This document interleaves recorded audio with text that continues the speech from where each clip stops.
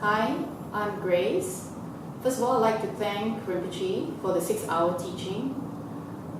I totally really enjoyed this teaching. The information was very clear, it was very simple, it was very logical, and most important, it put into perspective a lot of the gray areas which were in my mind regarding the Dojo Shukden practice.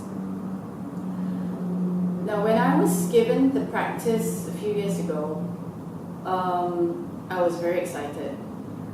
But on the other hand, I had this feeling of uneasiness in me, just for the mere fact that though I didn't know much about the teaching, I didn't know much about Dojo Shukden at that time, I asked the question as to why was there a controversy in Buddhism?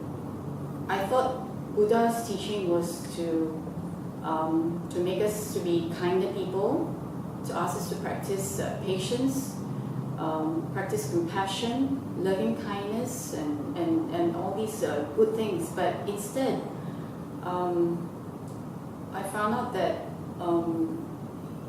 just because a group of people are practicing a particular Buddha, Dojo Shukden, they're being discriminated against. They suffer from doing this practice.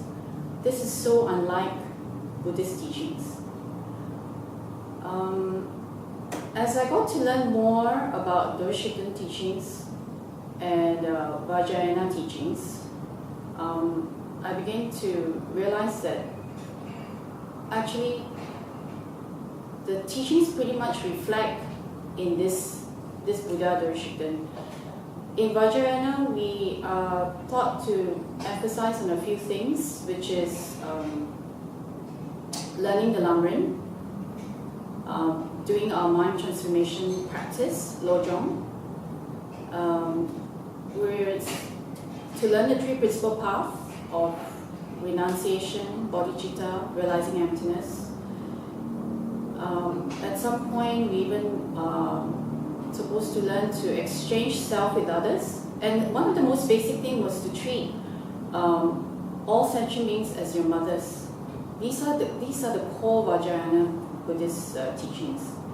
As I mentioned earlier, when I first was given this teaching, Dojo Shukden teaching, I was very excited. On the other hand, I was kind of worried about all the controversy and all the doubts that was going through my mind.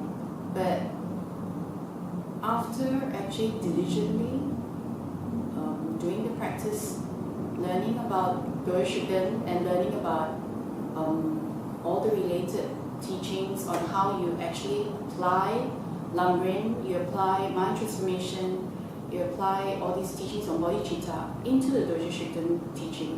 They're all interrelated. They don't stand alone on its own. Then I began to be able to see clearer as to how this teaching or how this practice can actually benefit me. Ever since I actually take on this practice, I do realize that my life, or I have become calmer, I've become a more happy person. I mean, my samsaric challenges goes on as normal, that all doesn't change, but I think I'm able to handle them in a much better way, and I'm really glad that I can do that. And for this, I have to really thank Rinpoche. I feel that because I have a karmic affinity with Rinpoche, I'm lucky, I feel very grateful that I have the opportunity to receive this teaching, that I was able to learn and to improve my faith. And I do want to thank Rinpoche from the bottom of my heart for all that he has done. I mean, there are so many sacrifices that Rinpoche has to make, just that so I can have the teaching, and so that everybody can have the teaching. And this is not the end of it yet.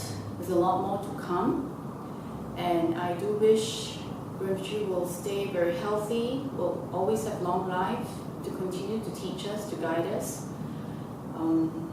until we all reach enlightenment. Thank you, Rinpoche.